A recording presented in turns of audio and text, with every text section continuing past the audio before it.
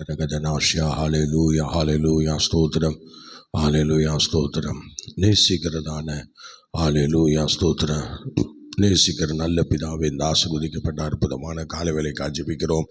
தேவகுமாரனாகிய இயேசு கிறிஸ்துவின் நாமத்தினாலே ஆண்டவரை மட்டும் எங்களோடு கூட இருந்து இரவெல்லாம் பாதுகாத்து பராமரித்து இந்த காலமே தேவ சமூகத்தில் வந்து நிற்க எங்களுக்கு நீ பாராட்டின கிருபைக்காக ஸ்தோத்திரம். வந்திருக்கிற ஒவ்வொருவரையும் நீங்கள் ஆசீர்வதிங்க.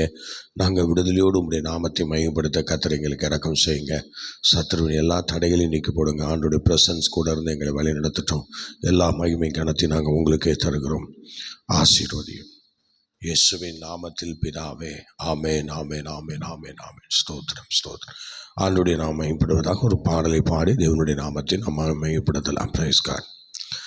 என்னை நேசிக்கின்றாயா, என்னை நேசிக்கின்றாயா, கல்வாரி காட்சியை கண்ட பின்னும் நேசியாமல் இருப்பாயா, கல்வாரி காட்சியை கண்ட பின்னும் நேசியாமல் இருப்பாயா,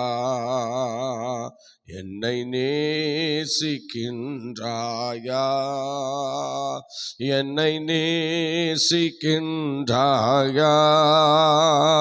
கல்வாரி காட்சியை கண்ட பின்னும் நேசியாமல் இருப்பாயா, கல்வாரி காட்சியை கண்ட பின்னும் நேசியாமல் இருப்பாயா, வானம் பூமி படைத்திருந்தோ பாடினேன் உன்னை இழந்ததினா, வானம் பூமி படைத்திருந்தோ வாடினேன் உன்னை இழந்ததினா, தேடி ரட்சிக்க பிதா என்னை அனுப்பினதா, ஓடி வந்து மாறினதா, தேடி ரட்சிக்க பிதா என்னை அனுப்பினதா, ஓடி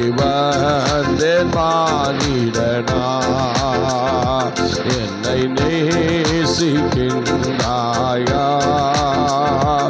என்னை நேசிக்கின்றாயா,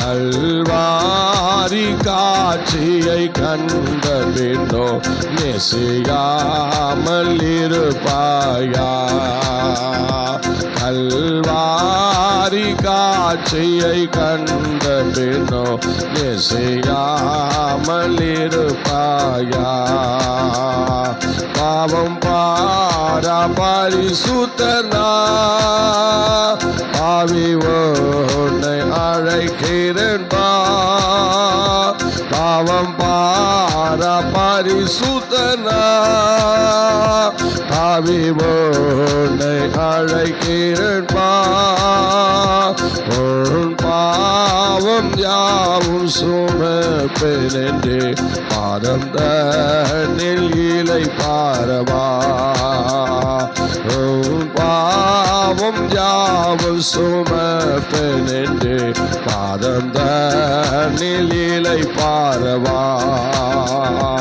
என்னை நேசிக்கின்றாயா, என்னை நேசிக்கின்றாயா, கல்வாரி காட்சியை கண்ட பின்னோ நேசியாமல் இருப்பாயா, கல்வாரி காட்சியை கண்ட பின்னோ நேசியாமல் இருப்பாயா, பாவத்தின் நகோரத்தை பாதகத்தின் முடிவினை பாவத்தின் நகோரத்தை பாதகத்தின் முடிவினை பரிகாச நாமம் சிலுவையிலே பலியானேன் பாவி உனக்கா பரிகாச நாமம் சிலுவையிலே பலியான் பாவி உனக்கா என்னை நீ என்னை நேசிக்கின்றாயா கல்வாரி காட்சியை கண்ட பின்னோ நேசியாமல் இருப்பாயா கல்வாரி காட்சியை கண்ட பின்னோ நேசியாமல் இருப்பாயா உம்மை நேசிக்கின்றேனா உம்மை நேசிக்கின்றேனா கல்வாரி காட்சியை கண்ட பின்னோ நேசியாமல் இருப்பேனோ கல்வாரி காட்சியை கண்ட பின்னோ நேசியாமல் இருப்பேனோ உம்மை நேசிக்கின்றேனா உம்மை நேசிக்கின்றேனா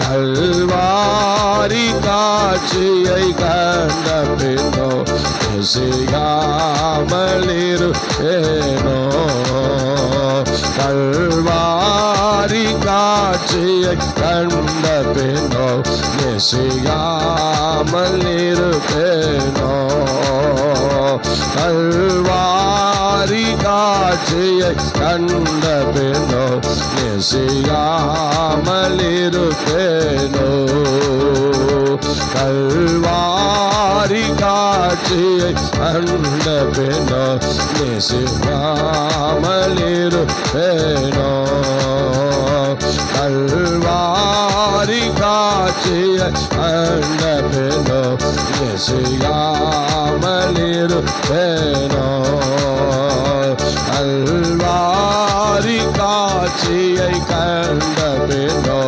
நேசியாமல் இருப்பேனோ கல்வாரி காட்சியை கண்ட பின்னோ நேசியாமல் இருப்பேனோ கல்வாரி காட்சியை கண்ட பின்னோ நேசியாமல் இருப்பேனோ ஆபத்தின் நகோரத்தை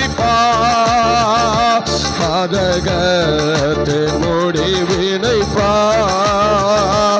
ஆபத்தின் நகோரத்தை பாதகத்தின் முடிவினை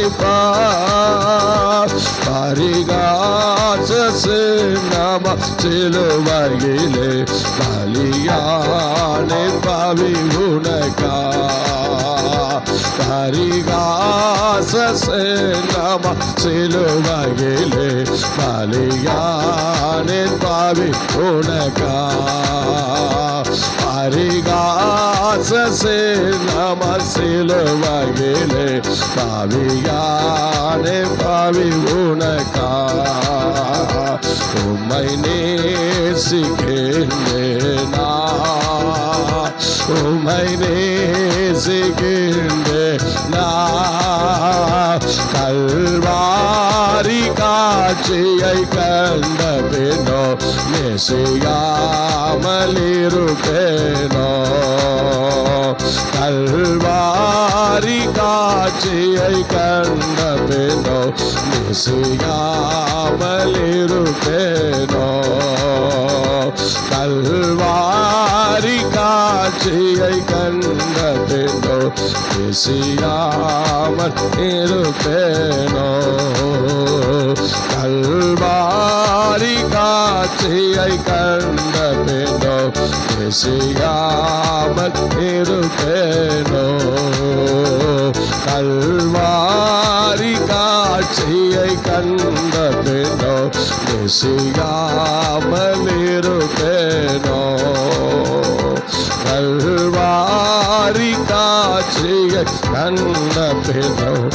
செய்யாமல் இருப்பேனோ ஆண்டவரே. கல்வாரி காட்சியை கண்ட பெண்ணோ செய்யாமல் இருப்பேனோ.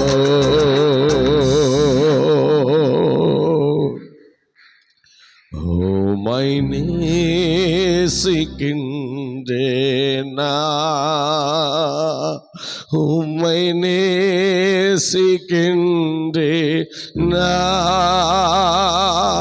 கல்வாரி காட்சியை கண்ட பின்னு நேசியாமல் இருப்பேனோ. கல்வாரி காட்சியை கண்ட பின்னோ நேசியாமல் இருப்பேனோ. எப்பெல்லாம் கர்த்தருக்கென்று ஒரு விஷயத்தை நம்மால செய்ய முடியலன்னு நினைக்கிறோமோ அப்பெல்லாம் பாடு மரணங்களையும் கல்வாரி சிந்தையும் நம்ம கொண்டு வந்தோம்னா அந்த காரியங்களை செய்ய நமக்கு மனசு வரும். எத்தனையோ விஷயங்கள்ல என்னால் முடியாது முடியாது என்று சொல்லி ஒதுக்கி வைக்கிறோம்ல, அந்த இடத்துல எல்லாம் இயேசுவின் சிலுவை மரணம் வரும்போது அதை செய்ய ஒரு பலனை கர்த்தர் கொடுப்பார். ஆம் கர்த்தருடைய பிள்ளை, கல்வாரி காட்சியை கண்ட பின்னும் நான் உங்களை எப்படி நேசிக்காம இருப்பேன். ஸ்தோத்திரம். எங்கள் காலங்களில் ரட்சிக்கப்பட்ட தேவ பிள்ளைகள் எல்லாம் கர்த்தருக்குள்ளே வந்ததும் இயேசுவின் கல்வாரி பாடு மரணங்கள் எல்லாம் அதிகமாக நினைவு கூர்ந்து கண்ணீரோடு தேவ சமூகத்திலே காணப்படுவார்கள். ஒரு திருவிருந்து ஆராதனை என்றால் கண்ணீர் விடாமல் யாருமே பந்தி எடுக்க முடியாது. ஆனால் அன்னைக்கு மேக்சிமம் பகலெல்லாம் அதிகமாக நடக்காது. எந்த சபையை எடுத்துக்கிட்டாலும் எல்லாம் இரவு இரவு இரவுன்னு சொல்லுவார்கள். ஆனால் இப்போ எல்லா இடங்களிலும் இந்த இரவு தவிடுபடியாகி இப்போ எல்லாம் பகலில் கொடுக்க ஆரம்பிச்சிட்டாங்க.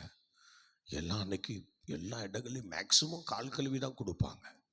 ஆனால் இப்போ என்னடான்னா கால் கழுவுறதே இல்லை, எல்லாம் போயிடுச்சு. எல்லா மகிமையும் எடுபட்டு போயிடுச்சு. கர்த்தருடைய சமூகத்தை விட்டு எல்லா மகிமையும் உபதேசங்களும் எடுபட்டு போய்விட்டது. ஸ்தோத்திரம். ஏதோ இன்னைக்கு ஒரு முட்டை ஓட்டை போல சபைகள் இயங்கிக் கொண்டிருக்கிறது. ஆனால் இந்த சபையினுடைய வேல்யூ இயேசு வரும்போது எக்காலம் துணிக்கும் போது தான் தெரியும். இது உண்மையிலேயே சபைதானா முட்டை ஓடுதானான்னு அன்னைக்கு தான் தெரியும். அதுவரையும் நமக்கு யாருக்கும் ஒன்றும் தெரியாது. அதனால தான் எப்போதும் பாடு மரணங்களை நினைவு கூர்ந்து இருப்பில் என்றால் எப்படியாகிலும் கர்த்தர் அந்த ராஜ்யத்திற்கு நம்மை தள்ளி கொண்டு போய் விடுவார். அதனால் இயேசுவின் பாடு மரணங்களை அலட்சியம் செய்து விடாதுகள். எப்போதும் அந்த சிந்தை அந்த அனுபவம் நமக்குள்ளே இருக்கணும். யாரெல்லாம் இயேசு கிறிஸ்துவின் ஸ்தோத்திரம் வருகைக்கு ஆயத்தமாக இருக்கிறேன் என்று சொல்லுகிறார்களோ அவருடைய வாழ்க்கையிலெல்லாம் அப்போஸ்தலனாகிய பவுல் சொல்வது போல, நான் வரும் அளவும் என்னுடைய மரணத்தை தெரிவிக்கிறீர்கள் என்று சொன்னார். ஹல்லேலூயா. கர்த்தர் இந்த பூமிக்கு வரும் வரை அவருடைய மரணத்தை நாம் தெரிவித்துக் கொண்டே இருக்க வேண்டும். பாடு மரணங்களை நினைவு கூர்ந்து கொண்டிருக்க வேண்டும். விட்டுறக்கூடாது. ரொம்ப ஜாலியெல்லாம் இப்போ உதவாது. ரொம்ப ஜாலி எல்லாம் ரொம்ப ஜாலியாக இருக்கும்னு நினைக்கிறோம், சந்தோஷமாக இருக்கணும்னு நினைக்கிறோம். பைபிள் எப்போ சொல்லியிருக்குல்ல, எப்போதும் சந்தோஷமாக இருக்கணும். ஆமாம், எப்பொழுதும் சந்தோஷமாக இருக்கணும் மறுபடியும் சொல்லியிருக்கிறாரு. அதனால் நம்ம எல்லாரும் சந்தோஷமாக இருக்கணும்னு சொல்லி பாதாளத்துக்கு போயிடாதீங்க. ஹல்லேலூயா. கர்த்தருடைய பிள்ளையே, நீ பாதாளத்துக்கு போயிடாத. ஹல்லேலூயா. கர்த்தர் சமூகத்தில் நில்லு, முழங்கால் போடு. சோத்திரம். பாடு மரணங்களை நினைவு கூறு. ஸ்தோத்திரம். பாடு மரணங்களை நினைக்கலனா நாம ஸ்தோத்திரம் வருகைக்கு போக முடியாது. அப்போஸ்தலனாகிய பவுல் தெளிவாக சொல்லியிருக்கிறாரு, நான் வரும் அளவும் என் மரணத்தை நீங்கள் தெரிவிக்க வேண்டும். ஹல்லேலூயா, ஹல்லேலூயா, ஹல்லேலூயா. பெரிய சபைகளில் கூட இன்னைக்கு அந்த ஸ்தோத்திர நிலைமை மாறி போச்சு. பாடு மரணங்கள்லாம் நினைவு கூறதில்ல. ஏதோ பந்தி நேரத்தில் ஒரு கல்வாரி பாட்டை பாடிட்டா வேலை முடிஞ்சு போச்சு, அவ்வளோதான். அதை பற்றி ஒரு தியானம் கிடையாது, அதை பற்றி ஒரு சோத்திர விழிப்புணர்வு கிடையாது. அல்லேலூயா. எங்கள் மத்தியிலே எங்கள் ஊழியங்களிலே பாஸ்டர் பால் என்று சொல்லுகிற சோத்திரன் ஒருத்தர் இருக்கிறார். முண்டவளையில் இருக்கிறார். அவரு ஸ்தோத்திரம் ஒரு பந்தி நடத்தினா ஸ்தோத்திரம் ஒரு கண்ணீர் இல்லாமல் ஒரு அழல் இல்லாமல் அவர் பந்தி நடத்தி நான் பார்த்ததே இல்லை. ஸ்தோத்திரம் பல வருடங்கள் அவருடைய பந்தியில் நான் பங்கெடுத்திருக்கிறேன். அந்த பந்தி தான் எங்களை உருவாக்குச்சின்னு சொல்ல முடியும். இப்பயும் அவர் பந்தி நடத்தினார்னா அந்த பந்தியில் ஒரு மகிமை இருக்கும், ஒரு பிரசன்னம் இருக்கும். இயேசு அந்த சிலுவை மரணத்தை பிரித்து வைப்பார். அதை கேட்காதவன் அழாமல் இருக்க முடியாது. அப்படி அழாமல் ஒருத்தன் இருந்தான்னா நிச்சயமாக அவன் பரலோகத்துக்கு வருவதே சந்தேகம், வரமாட்டான். ஏன்னா அவ்வளோ பயங்கரமாக இருக்கும். அந்த வார்த்தைகள் ஒவ்வொன்றையும் நாம் தியானிக்கும் போது அந்த வார்த்தை சோத்ரா நம்ம அப்படியே ஒரு பிரசன்னத்துக்கு நேராக கொண்டு போயிடும். சோத்ரம் ஆரம்ப காலத்தில் பல போராட்டங்கள், இல்லாமைகள், ஊழிய வளர்ச்சி ஆரம்ப காலம், அந்த மாதிரி சூழ்நிலையில் இந்த பாடு மரணங்கள் வழியாக தான் நாங்கள் கடந்து வந்தோம். அந்த பாடு மரணங்கள் தான் கொஞ்சம் கொஞ்சமாக அழுது தேவ சமூகத்தில் போய் சேர்ந்தோம். கொஞ்சம் கொஞ்சமாக அழுது தான் ஒவ்வொரு காரியத்தையும் கர்த்தரிடத்திலிருந்து வாங்கணும். எதையுமே சும்மாலாம் வாங்கலை. கண்ணீர் விடுவோம், கதறுவோம். ஹல்லேலூயா. அந்த பிரசன்னம் ஏதோ கேட்குற அந்த நிமிஷத்தோடு மறையாது, அது அப்படியே எங்களை பின்தொடரும். சோதரன் அன்னைக்கு சாயங்காலம் பின்தொடரும், சோதரன் அடுத்த நாள் சாயங்காலம் பின்தொடரும், அப்புறம் அடுத்த நாளும் தொடரும். அந்த வாரம் முச்சோடும் கண்ணீரின் வெள்ளத்தில் நாங்கள் இருப்போம். ஏன்னா அந்த பாடு மரணங்களை நினச்சி நினச்சி நினச்சி எங்கள் காரியங்கள் ஒவ்வொன்றையும் ஆண்டவரிடத்தில் பதிவு செய்வோம். ஹல்லேலூயா. கர்த்தர் எங்களுக்கு அந்த தேவைகளை சந்திப்பார். விசுவாச வாழ்க்கை தானே, எதுவுமே நாங்கள் வச்சுக்கிட்டு வரல. ஆண்டவர்கிட்ட வரும்போது ஓட்டாண்டியாக தான் வந்தோம். என்ன செய்கிறது, எல்லாம் கர்த்தர் அப்பப்போ கொடுக்கறது தான். சோத்திர ஜெபிச்சு வாங்கிறது தான், கண்ணீர் விட்டு வாங்கிறது தான். சோத்திர ஆனால் ஒன்று, கர்த்தர் நம்ம விடுற கண்ணீருக்கு அருமையாக பலன் தரார். ஆமாங்க, நிறைய பலன் தரார். ஆகவே கண்ணீரோடு விதைக்கிறவன் கெம்பீரத்தோடையா இருப்பான். ஆம் கர்த்தருடைய பிள்ளையை கர்த்தர் நம்மை ஆசீர்வதிப்பார். இந்த நாளிலே நம்ம கானான் பயணங்களை பார்த்துக்கிட்டு இருக்கோம். இதில் இன்றைக்கி ரெவிடியூம் வந்திருக்கிறாங்க. ஸ்தோத்திரம். ரெவிடியூமில் இன்றைக்கி அவர்கள் நிறைய ஸ்தோத்திரம் பாருங்கள், சீனாய் வனாந்தரத்திலிருந்து புறப்பட்டு ரெவிடியூம் வராங்க. ரெவிடியூம் வந்து அங்கே ஸ்தோத்திரம் என்ன செய்கிறார்கள், ஸ்தோத்திரம் சீன் வனாந்தரத்திலிருந்து அவர்கள் இப்போ ரெவிடியூம் வந்திருக்கிறார்கள். ஸ்தோத்திரம். அதைத்தான் நம்ம என்னாகமத்தின் புஸ்தகம் 33:11 படித்தோன்னு நினைக்கிறேன். படிங்க பார்க்கலாம். என்னாகமத்தின் புஸ்தகம் 33:11.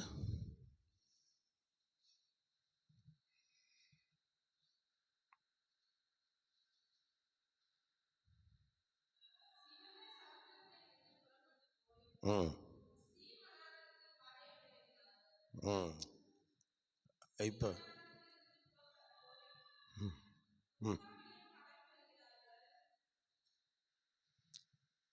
படிங்க.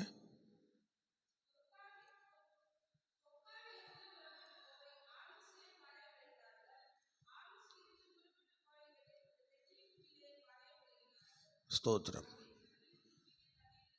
ஆமாம், எங்கே இறங்குனாங்க?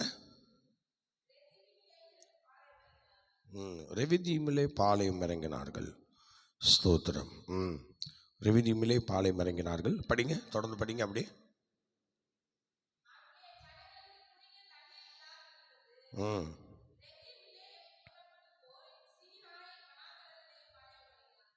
ஸ்தோத்திரம்.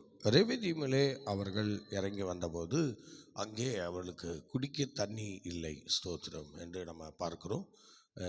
சில இடங்களில் நமக்கு அப்படி தான் வந்துடுது. வறட்சியான நிலைமைகள் கண்டிப்பாக நம்ம எல்லாருடைய வாழ்க்கையிலும் ஒரு நாள் வரதான் போகிறது, வந்து கொண்டு தான் இருக்கும். வறட்சியே வராமல் நம்ம வாழணும் அப்படிலாம் நம்ம நினைக்க முடியாது. ஏன்னா மனுஷனுடைய வாழ்க்கை என்று சொல்லுகிறது ஒரு பயணம்தான். அந்த பயணத்தில் நம்ம அடிக்கடி தண்ணீர் இல்லாமல் இருக்கிறதுக்கு சான்ஸ் இருக்குது. நிறைய தாகம் வரும். ஸ்தோத்திரம். நம்ம தேடுறது கிடைக்காது, நம்ம கேட்குறதும் கிடைக்காது. அல்லேலூயா. ஆமாம், பாருங்க, ரொம்ப ஸ்தோத்திரம். அப்படி அவ்விதமாக தான் அவர் என்ன செய்கிறார், நம்மை வழி நடத்துகிறார். இப்போ ஸ்தோத்திரம். இப்போ பாருங்கள், அப்படியே ரெவிதீமிலிருந்து வந்து எங்கே வந்திருக்கிறாங்க? சீனாய்க்கு வந்திருக்கிறாங்க. சொல்லுங்கள், இப்போ எங்கே வந்திருக்கிறாங்க? சீனாய் வனாந்தரத்துக்கு வந்திருக்கிறாங்க. ஏற்கனவே சீனாய் வனாந்தரத்துக்கு வந்தாங்க. ஆனால் வந்துட்டு திரும்ப ரெவிதீம் போயிட்டாங்க. அப்போ ரெவிதீம் போயிட்டு இப்போ திரும்ப வந்து என்ன பண்ணுறாங்க? சீனாய் வனாந்தரத்துக்கு வந்திருக்கிறார்கள். அல்லேலூயா. சீன் என்று சொல்லுகிறது எகிப்தில் உள்ள ஒரு பட்டணம். சீன் என்று சொல்லுகிறது எகிப்தில் உள்ள ஒரு பட்டணம். அதை வந்து நீங்கள் படிக்கலாம். சீன். எசேக்கியேல் 30ஆம் அதிகாரம் 15ஆம் வசனம் படிங்க பார்க்கலாம். எசேக்கியேல் 30:15. எசேக்கியேல் 30:15.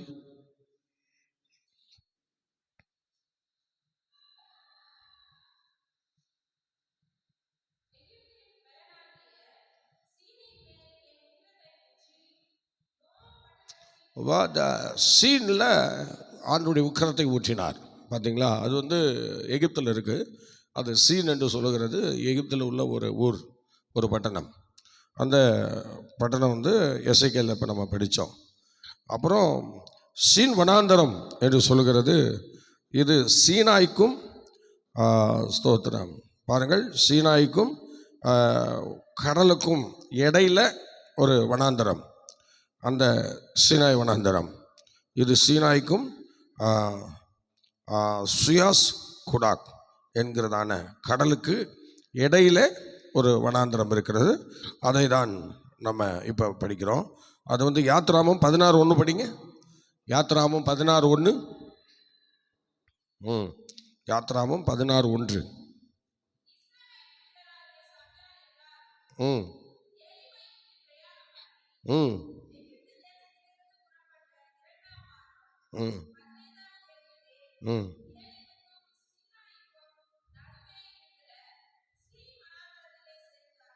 ஆமாம், சீன் வனாந்தரத்திலேயே சேர்ந்தார்கள். சொல்லுங்கள், எங்கே சேர்ந்தாங்க? சீன் வனாந்தரத்திலே. அந்த ஸ்தோத்திரம் பிப்ரவரி மாதம் 15ஆம் தேதி கிட்ட அங்கே வராங்க. அந்த சீன் வனாந்தரம் அது ரெவிதீம் அந்த ஏலிமிலிருந்து அப்படி வரும்போது சீன் வனாந்தரத்தில் வந்து அவர்கள் இறங்கி விடுகிறார்கள். அது கடலுக்கு இடையில் உள்ள ஒரு வனாந்தரம். ஸ்தோத்திரம். மலைக்கும் ஸ்தோத்திரம் சீனாய்க்கும் நடு மையத்தில் ஒரு வனாந்தரம் இருக்கிறது. அந்த வனாந்தரம் தான் இந்த வனாந்தரம் என்று சொல்கிறார்கள். அடுத்தது நீங்கள் யாத்ராமம் 17:1 படிங்க. யாத்ராமம் 17:1.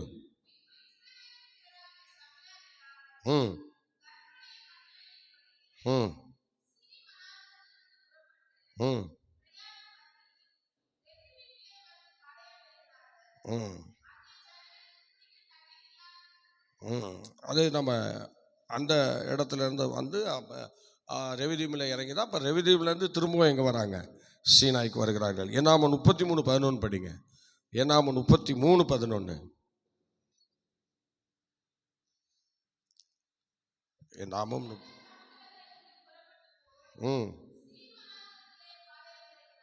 ஆமாம், பாருங்கள். அது சீன் வனாந்தரத்தில் திரும்ப அங்கே ஃபஸ்ட்டு வந்து அதில் சீன் வனாந்தரத்தில் இறங்கி தான் அப்புறம் ரெவிதீம் போகிறாங்க. அப்புறம் ரெவிதீமில் வந்து திரும்பவும் என்ன பண்ணுறாங்க? சீனாய் வனாந்தரத்துக்கு கடந்து வரார்கள். அல்லேலூயா சொல்லுவோமா? ஆமாம், இது ஸ்தோத்திரம். ஆக மொத்தத்தில் சீன் வனாந்தரம், சீனாய், ஸ்தோத்திரம் ஓரேப் மலை, எல்லாம் சீனாய் மலை எல்லாம் வந்து ஒரே பக்கம் பக்கமாக ஒன்றாக தான் இருக்கிறது. அதில் தான் இப்போ ஜனங்கள் வந்து ரொம்ப அதிக நாள் அங்கே தான் இருக்கிறாங்க. ஸ்தோத்திரம். பாருங்கள், அந்த இடத்துல தான் அதிக நாள் அவர்கள் வசிக்கிறார்கள். ஸ்தோத்திரம். அதிக நாள் அங்கே தான் இருக்கிறாங்க. ஸ்தோத்திரம். அந்த சீன் வனாந்தரத்தில் தான் அவர்களுடைய ஸ்தோத்திரம் வேதாமத்தை அந்த 10 கட்டளைகளை வாங்குவது எல்லாம் அந்த இடத்துல தான் நடக்கிறது. லேவியராமம் புஸ்தகம் அங்கு தான் எழுதப்படுகிறது. ஸ்தோத்திரம். பார்த்தீங்களா, எல்லாம் அந்த யாத்ராமம் 20ஆம் அதிகாரத்திலிருந்து ஸ்தோத்திரம் அனைத்து புஸ்தகங்களும் அங்கே தான் என்ன செய்யப்படுகிறது, சீன் வனாந்தரத்தில் தான் துவங்குகிறது. சொல்லப்போனால் சீன் வந்து சீனாய் மலை என்று சொல்லுகிறது. ஒரு ஆதியாமத்திலேருந்து துவங்குகிற ஒரு நாள் போல் இருக்கும், ஒரு பைபிள் போல் இருக்கும். ஆனால் அங்கே தான் பைபிள் முதல் ஸ்டார்ட் ஆகுது. ஸ்தோத்திரம். முதலாவது தேவன் எழுதுகிறது அந்த மோசையை கொண்டு சீனாய் மலையிலே பரிசுத்த ஆவியானவர் அதை எழுதி கொடுக்கிறார். அல்லேலூயா. சீனாய் மலையில் தான் அவங்க என்ன செய்கிறாங்க, அப்படியே அந்த காரியங்களெல்லாம் வசனங்களெல்லாம் கொண்டு வருகிறார்கள். அப்புறம் ஸ்தோத்திரம், இதில் வந்து நிறைய வித்தியாசங்களை ஆண்டவர் வைத்திருக்கிறார். என்னென்னா ஸ்தோத்திரம், யோசுவா காலேப் மாத்திரம்தான் நம்ம வந்து என்ன செய்கிறோம், கானானுக்குள்ளே போனாங்க அப்படிலாம் நம்ம சொல்லிகிட்டு இருக்கோம். ஆனாலும் பார்த்திங்கன்னா நிறைய பேர் இருந்திருக்கிறாங்க. அந்த காலத்திலே நிறைய பேர் இருந்திருக்கிறாங்க. வெறும் 6 லட்சம் புருஷர்கள் தான் அப்படின்னு சொல்லி நம்ம சில நேரங்களில் சொல்கிறோம். ஆனால் இல்லை, கூடவே இருந்திருக்கிறாங்க மக்கள். நீங்கள் ஸ்தோத்திரம், முதல் விசை அங்கே எண்ணுறாங்க, அந்த மக்களை எண்ணுறாங்க. அப்படி எண்ணும்போது நீங்கள் ஸ்தோத்திரம் பாருங்கள், எண்ணாமத்தின் புஸ்தகம் 1ஆம் அதிகாரம் 46வது வசனம் படிங்க பார்க்கலாம். 46ஆம் வசனம் படிங்க. 1:46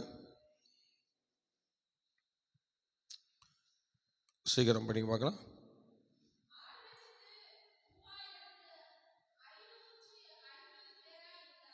பார்த்தீங்களா, சோதரம் நல்லா கவனிங்க. 6,03,550 பேராக இருந்தாங்க அவங்க ஃபஸ்ட்டு எண்ணும்போது. எப்படி எண்ணாங்க, 1ஆம் அதிகாரத்தில் எண்ணாமத்தில் 1ஆம் அதிகாரத்தில் எண்ணும்போது மக்களுடைய தொகையை நம்ம பார்க்கும்போது இவ்வளோ மக்கள் இருக்கிறாங்க. ஆனால் இப்போ அடுத்தது பாருங்க, 2ஆம் விஷயம் என்ன சொல்கிறாங்க. 2வது விஷயம் என்ன சொல்கிறாரு பாருங்க. 2ஆவது விஷயம் என்னும்போது எண்ணாமம் 26:51 படிங்க. 26:51.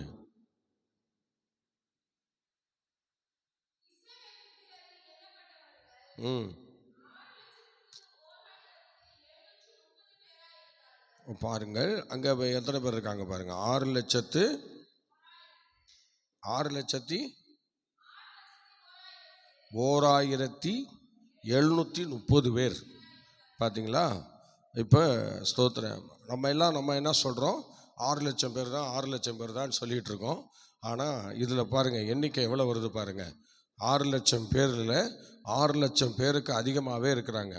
எண்ணாகமத்தின் 1ஆம் அதிகாரத்தில் நல்லா கவனிக்கணும். 6,01,730 பேர். சோத்திரம், 1,730 பேர். அதே மாதிரி இங்கே 26ஆம் அதிகாரம் 51 நம்ம படிக்கும்போது அங்கே என்ன சொல்கிறாரு பாருங்க, 6,01,730 பேர். சோத்திரம், இது 550 பேர். சாரி, அது 550 பேர் முதலாவது. 2வது முறை தான் 1,730 பேர். சோத்திரம், பாருங்கள், அங்கே 3,550 பேர். அப்போ ஃபஸ்ட்டு எவ்வளோ பேர் இருந்திருக்கிறாங்க, முதல் எண்ணிக்கையில் எவ்வளோ பேர் வந்திருக்கிறாங்க, 6,03,550 பேர் வந்திருக்கிறாங்க. பார்த்தீங்களா, 550 பேர் வந்திருக்கிறாங்க. அப்போ 2வது எண்ணிக்கையில் தான் அங்கே என்ன செய்கிறாங்க, சோத்திரம், அங்கே நல்லா தெளிவாக சொன்னார். 1,730 பேர், 6,01,730 பேர். ஸ்தோத்திரம். அப்போ 2ஆம் விசையில் வந்து இவ்வளோ பேர் தான் மரிச்சிருக்கிறாங்க. 2வது எண்ணிக்கை பண்ணும்போது இவ்வளோ தான் மரிச்சிருக்கிறாங்க. ஆக ஸ்தோத்திரம். அப்போ 2 பேர் தான் நம்ம வந்து கானானுக்குள்ளே போனாங்க, யோசுவா காலேப்புன்னு சொல்கிறோம். ஆனால் இல்லை, அதிகமான பேர் போயிருக்கிறாங்க. 2 பேர் இல்லை, அதிகமான பேர் முற்பிதாக்களில் பழைய ஆட்கள். ஸ்தோத்திரம், முற்பிதாக்கள். ஸ்தோத்திரம். ஆனால் அந்த 6 லட்சத்தில் சில பேர் தான் மரிச்சிருக்கிறாங்க, அந்த 6 லட்சத்தில். ஆனால் அதுக்கு மேலே உள்ளவர்கள்லாம் அவங்களோட போயிருக்கிறதாக தான் சொல்கிறாங்க. ஆனாலும் கர்த்தருடைய பிள்ளைகள் இது ரொம்ப ஸ்தோத்திரம் ஆராய்ந்து பார்க்கக்கூடிய ஒரு விஷயம். அதனால் ஸ்தோத்திரம் இப்போ யோசுவாவும் காலேப்பும் தான் போயிருக்கிறாங்கங்கிறத விட அவர்கள் ஸ்தோத்திரம் இன்னும் அநேகரும் அவர்களோடு போயிருக்கிறாங்க. ஸ்தோத்திரம் ஏன்னா பின் சந்ததி தான் போயிருக்காங்க. மற்றபடி யோசுவா காலேப் போயிருக்காங்க, கானானுக்குள்ளே வேறு யாரும் போகல அப்படிலாம் நம்ம சொல்கிறோம்.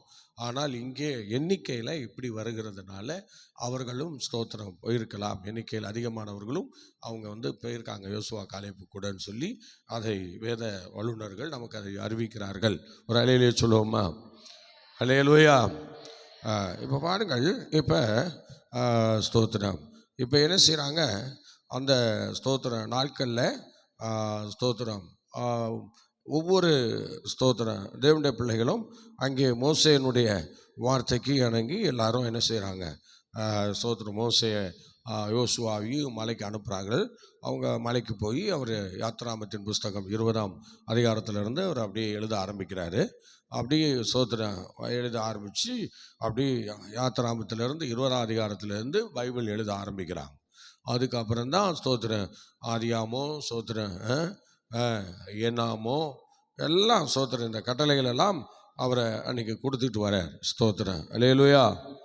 ஆமாம் ஸ்தோத்திரம். இதில் நீங்கள் அப்படி பார்க்கும்போது நிறைய விஷயங்களை நம்ம இதில் கற்றுக்கலாம். எப்படின்னா அந்த சீனாயில் வந்தபோது அவர்கள் ஸ்தோத்திரம் 12ஆம் அதிகாரம் முதல் 19ஆம் அதிகாரம் வரை என்ன செய்கிறாங்க, இந்த ஸ்தோத்திரம் இப்போ ராம்சஸை விட்டு எல்லோரும் கடந்து அதிலிருந்து வரிசையாக என்ன பண்ணுறாங்க, சீனாய்க்கு வந்துடுறாங்க. 20ஆம் அதிகாரம் யாத்ராம 20ஆம் அதிகாரத்தில் சீனாய் மலைக்கு போயிடுறாங்க. ஸ்தோத்திரம் அதிலிருந்து 32ஆம் அதிகாரம் வரைக்கும் கவனிங்க, அந்த ஸ்தோத்திர கற்பனைகளை என்ன செய்கிறாங்க, கற்பனைகளை அங்கே எழுதுகிறார்கள். அப்புறம் 35ஆம் அதிகாரம் முதல் 40ஆம் அதிகாரம் வரைக்கும் சீனாய் வனாந்தரத்தில் அவங்க அங்கே தான் இருக்கிறாங்க. ஸ்தோத்திரம் அங்கே தான் இருக்கிறாங்க. என்னாமம் 10ஆம் அதிகாரம் வரை அங்கே தான் அந்த சீனாயில் எழுதுகிறார்கள். ஸ்தோத்திரம் என்னாமம் 10-11 படிங்க. ஸ்தோத்திரம் 10-11 என்னாமம் 10-11. ம் ம் ம் ம் ம் ம்